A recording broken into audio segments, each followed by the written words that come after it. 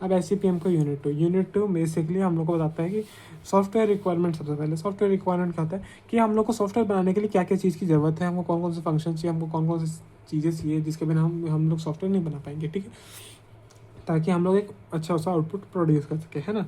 अब क्या बोलते हैं, ये डिफाइन करता है कि सिस्टम कैसे बिहेव करेगा, क्या है कैसा है। सॉफ्टवेयर रिक्वायरमेंट है ना are usually documented in software requirement specific, मतलब इसको बोलते हैं SRS में अपन डॉक्यूमेंट करते हैं कि सॉफ्टवेयर रिक्वायरमेंट की स्पेसिफिकेशन क्या क्या है। अब बेसिकली इसके दो टाइप होते हैं, फंक्शनल और फंक्शनल। क्या होता है, जो सिस्टम जो चीज़ को परफॉर्म करेगा उसको अपन बोलते हैं क्या, फंक्शनल चीज़, है ना। ये हम लोग को बताता है कि सॉफ्टवेयर को करना क्या है ना, सिस्टम को काम, जैसे user logging, data processing. Non functional क्या होता है, ये डिसाइड करता है quality of performance of system को, है ना। डिफाइन करता है कि सिस्टम कैसे परफॉर्म करेगा, मतलब कैसे परफॉर्म करेगा, मतलब ये सिस्टम को बताता है कि तुमको ऐसे ही परफॉर्म करना है। ये सिस्टम को बताता है कि तुम ऐसे भी परफॉर्म कर सकते हो, मतलब सिक्योरिटी बताना, रिस्पॉन्स टाइम, है ना।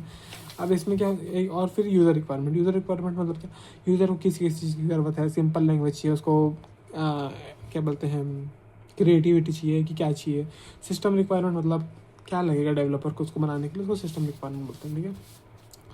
तो बेसिकली चार चीज़ है, functional, non functional, user requirement, system requirement, ठीक है। अब फिजिबिलिटी स्टडी, फिजिबिलिटी क्या होता है, प्रैक्टिकल और पॉसिबल, है ना। जो भी चीज़ है ना, प्रपोज सॉफ्टवेयर प्रोजेक्ट प्रैक्टिकल है कि और पॉसिबल है कि नहीं है डेवलप करने के लिए, वो हमको बताता है ना। ये हमको हेल्प करते हैं किस में, ऑर्गेनाइज करने में, डिसाइड करने में कि जो अपन बना रहे वो प्रैक्टिकली पॉसिबल है, इकोनॉमिकली पॉसिबल, मतलब कॉस्टिंग पॉसिबल है कि नहीं है, प्रैक्टिकली इम्प्लीमेंट कर सकते हैं कि नहीं कर सकते हैं, है ना। अब main purpose of feasibility study का ये है कि हम लोग ताकि रिस्क को कम से कम कर सकें, है ना, और इंश्योर कर सकें कि प्रोजेक्ट जो है हम लोग बनाए तो वो सक्सेसफुल रहे। इसमें बेसिकली 4 टाइप होते हैं, टेक्निकल, इकोनॉमिकल, ऑपरेशनल, शेड्यूल। अब मैं बता देता हूँ। शेड्यूल मतलब कि गिवन नंबर ऑफ टाइम में ये कंप्लीट हो पाएगा कि नहीं हो पाएगा। टेक्निकल मतलब कि जो भी अपन चीज़ बना रहे हैं वो लॉजिकली पॉसिबल है कि नहीं है, कि हो सकता है कि नहीं हो सकता। इकोनॉमिकल मतलब कॉस्टिंग, है ना, कि इतने मतलब हम लोग पास जो बजट है उसमें वो बन पाएगा कि नहीं बन पाएगा। ऑपरेशनल मतलब उसका वर्किंग कैसे होगा, ठीक है ना। चेक्स वेदर टेक्नोलॉजी वही है ना, डिप्लोमा ऑन कॉस्ट, है ना। ऑपरेशनल मतलब कि एग्जामिन करता वेदर एम्प्लॉयज़ कैन, मतलब बना सकते हैं कि नहीं बना सकते, प्रोजेक्ट गिवन टाइम में कंप्लीट हो सकता है कि नहीं। अब DFD मतलब data flow diagram. Data flow diagram से समझ आता है कि क्या डेटा कैसे फ्लो हो रहा है, डेटा कैसे मूव कर रहा है बिटवीन डिफरेंट ब्लॉक्स को हमको समझाने में मदद करता है, ठीक है। ये हम लोग को बताता है कि कौन सा डेटा कब किस स्टेज में क्या है, कैसा बन रहा है, कैसा डेवलप हो रहा है, वो हमको बताता है, ठीक है। ये हम लोग को एनालिसिस करने में सबसे ज़्यादा मदद करता है और डिज़ाइन करने में, है ना। इसमें 2 टाइप्स होते हैं, लॉजिकल और फिजिकल। लॉजिकल हम लोग को बताता है कि लॉजिक कैसे वर्क करता है, जैसे कि अपन लूप का डायग्राम बना रहे हैं, है ना। और फिजिकल मतलब डेटा कैसे फ्लो हो रहा है वो बताने में हमको मदद करता है, ठीक है। अब DFD के डिफरेंट लेवल होते हैं, level 0, level 1, level 2। Basically 3 levels होते हैं, है ना। लेवल 0 मतलब जो एंटायर प्रोसेस को जब अपन एक DFD में, मतलब एक ब्लॉक में दिखाते हैं, है ना, इसको बोलते हैं अपन हाईएस्ट लेवल ऑफ DFD, है ना। उसके बाद लेवल 1 में क्या होता है, जो एक ब्लॉक है अपन उसको फर्दर सब प्रोसेस में तोड़ देते हैं। लेवल 2 में क्या होता है, फर्दर सब प्रोसेस को भी प्रोसेस मतलब मिनिमम प्रोसेस में तोड़ देते हैं, है ना। तो ये मोस्ट डिटेल्ड होता है, ये सेमी डिटेल होता है, ये सबसे लेस डिटेल होता है। सिंबल्स क्या होता है ना। एक होता है सर्कल मतलब क्या होता है कि जहाँ पे डेटा जहाँ प्रोसेस हो रहा है ना।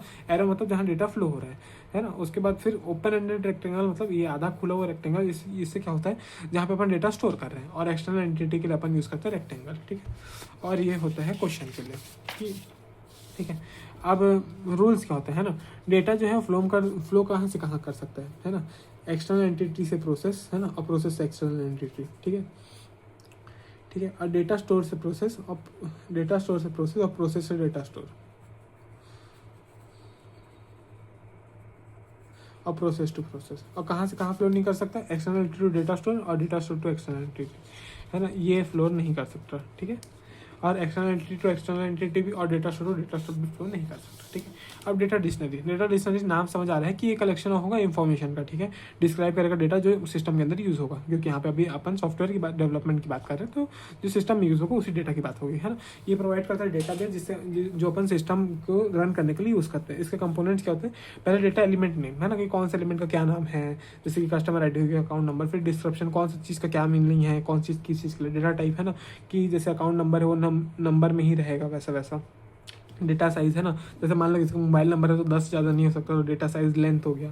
सोर्स ऑफ डेटा कहाँ से आया है, ठीक है, जैसे Aadhaar card verification. Further requirement elicitation. अब जैसे एलिकेशन का जो मतलब होता है वो उसका मतलब होता है पहचानना किसी चीज़ को, है ना।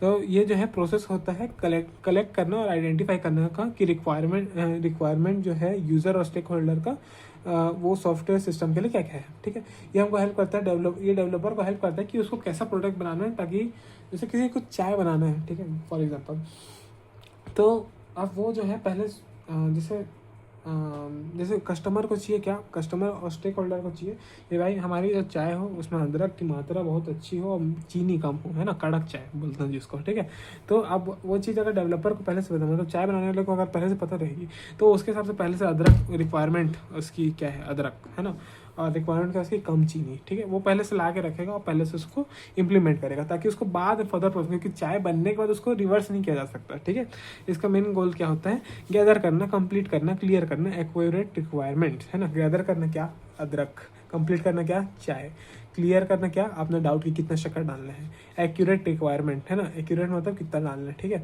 Before starting and software development. इससे क्या होगा, रिस्क कम हो, क्यों, क्योंकि अगर एक बार चाय बन गया तो कस्टमर को पसंद भी नहीं आएगा, है ना, मतलब हमको वैसा उनको तो हमारे पास रिपीट ऑर्डर भी नहीं आएगा और हमारा लॉस भी होगा। ठीक है, अब टेक्निक्स क्या होते हैं इसमें, इंटरव्यू टेक्निक कि भाई तुम डायरेक्ट पूछ लो चाय पीने वाला को, भाई तुमको कैसी चाय पीनी है। क्वेश्चन क्या होते हैं, लिस्ट ऑफ क्वेश्चन दे दो, है ना, मैनी यूजर्स को, है ना, कि मान लो भाई तुम 10 यूज़र को दे दिए, अब 10 में से 5 बोले भैया हमको तो भाई कम शक्कर वाली चाय पसंद है, 10 में से 6 जन बोल दिए तो तुम कम शक्कर वाली की बनाओ, है ना।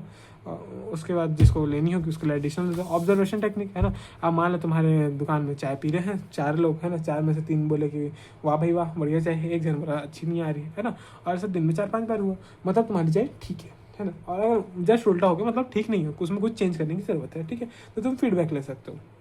ग्रुप डिस्कशन, अब मान लो जैसे तुम चाय बना रहे हो तो तुम डिस्कस कर लो भैया कि सही है कि नहीं, इसमें मैं अदरक डालूँ या और कुछ डालूँ, कुछ और इलायची कूट के डालूँ, इम्प्लीमेंट करूँ। ठीक है, डॉक्यूमेंट स्टडी मतलब मान लो जैसे डॉक्यूमेंट स्टडी फॉर यहाँ पे एग्जांपल के लिए अपन कि तुम यूट्यूब वीडियो देख लिए कि भाई एकदम परफेक्ट चाय कैसे बनाते हैं। ठीक है, तो उसमें वो एकदम एक्यूरेट बताएगा कि भाई 200 ml दूध डालो, 100 ml पानी डालो, फर्दर, है ना, तो एक परफेक्ट चाय हमको मिलेगा। ठीक है, अब SRS वही software requirement specification. Software requirement specification क्या होता है कि डॉक्यूमेंट करते हैं हम लोग, है ना, कि हमको क्या क्या रिक्वायरमेंट चाहिए रहता है, वही चीज़ है सेम जो पहले बताया। ठीक है, अब वही सिस्टम कैसे बिहेव करेगा, कैसे काम करेगा, उसका इसमें कंपोनेंट्स क्या होता है। सबसे पहले इंट्रोडक्शन कि कौन सी चीज़ का क्या काम है भैया, सॉफ्टवेयर का काम क्या है, उसका पर्पस क्या है, उसका स्कोप क्या है, उसका ऑब्जेक्टिव क्या है मेन, है ना। और फिर ओवरऑल डिस्क्रिप्शन कि सॉफ्टवेयर का मतलब क्या, मतलब सॉफ्टवेयर किस चीज़ के लिए काम करता है, किस चीज़ के काम आएगा, कि कैसे है क्या।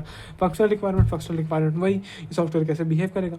नॉन फंक्शनल रिक्वायरमेंट मतलब उसमें क्वालिटी क्या क्या डाल सकता है। External interface requirement, external interface मतलब ये बताता है कि सिस्टम को क्या क्या चीज़ मतलब इंटरेक्ट कैसे करेगा यूजर से, हार्डवेयर से। ठीक है, अब कोकोमो क्या होता है, constructive cost model. Constructive cost model से क्या समझ आ रहा है, ये हम लोग को हेल्प करता है कि हम लोग एस्टिमेट कर सके कॉस्ट और एफर्ट कितना लगेगा और डेवलपमेंट टाइम क्या होगा एक सॉफ्टवेयर को बनाने के लिए, है ना। तो मॉडल मेनली डिपेंड करेगा किस पे, साइज ऑफ सॉफ्टवेयर पे। ठीक है, जिसको अपन नोट करते हैं in the form of KLOC। KLOC क्या होता है, 1000 लाइन ऑफ कोड। ठीक है, 1000 के मतलब होता है जैसे 100 के सुने होंगे, है ना, 100,000 होता है ये, मतलब 1 लाख रुपीज़। ठीक है, तो हाँ, तो सॉफ्टवेयर KLOC के लिए अपन यूज़ करते हैं क्या कि 100 लाइन ऑफ कोड मतलब 1000 लाइन ऑफ कोड। ठीक है, सपोज एक प्रोजेक्ट की साइज है 10 KLOC, है ना, और ये एक ऑर्गेनिक प्रोजेक्ट है ना। अब हम लोग को अब इसका एफर्ट फॉर्मूला था E = A × KLOC की पावर B, है ना। अब ये मान हमको दिया 2.4, अभी हमको 1.4, बस वैल्यू पुट करो तो अपने को आया कितना, आंसर आया 26, है ना। तो 26% हम लोग को लगेंगे, 26% लगेंगे हमको, है ना, सॉरी 26 महीने लगेंगे 1% काम खत्म करने के लिए। ठीक है, ये होता है। ठीक है, अब टाइप्स इसमें क्या होता है, ऑर्गेनिक, सेमी डिटैच और एम्बेडेड, है ना। ऑर्गेनिक के लिए अपने पास ये होता है 2.4 और B होता है 1.05, है ना। ये क्या होता है, स्मॉल और सिंपल प्रोजेक्ट, वहाँ जहाँ टीम छोटी होती है। सेमी जहाँ पे प्रोजेक्ट मीडियम होता है लेकिन टीम भी रहती है 4-5 लोग की, है ना। और एम्बेडेड मतलब बड़ा काम और बड़ा वो, है ना। तो इसमें 3.6 और 1.20, इसमें 3.0 1.12। और ये इसी की तरह हमारे यूनिट होता है समाप्त। धन्यवाद। समय समाप्ति की घोषणा है।